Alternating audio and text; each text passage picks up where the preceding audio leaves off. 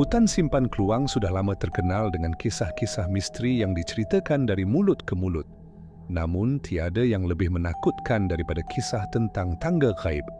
Sebuah tangga batu yang dikatakan hanya muncul kepada mereka yang terpilih.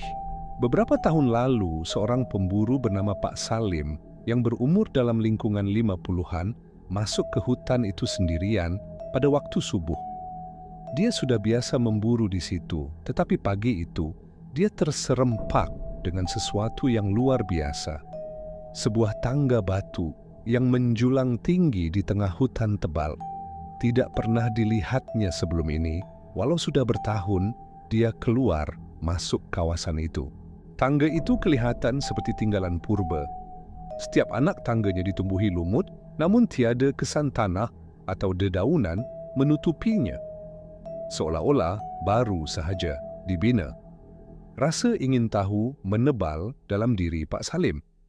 Dia mula mendaki tangga tersebut langkah demi langkah. Namun semakin dia naik, semakin senyap bunyi hutan sekelilingnya. Setibanya di anak tangga ke-13, suasana tiba-tiba menjadi kabur. Kabus tebal melingkari tubuhnya.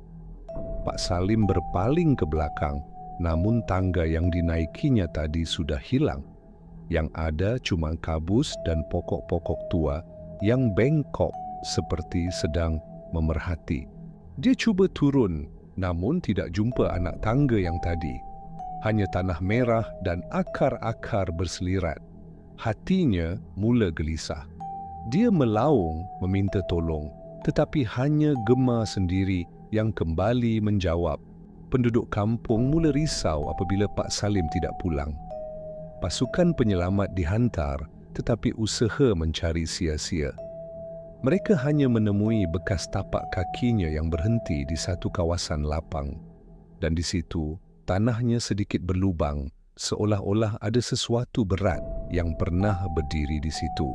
Beberapa minggu kemudian, seorang pendaki muda pula dilaporkan hilang di kawasan yang sama.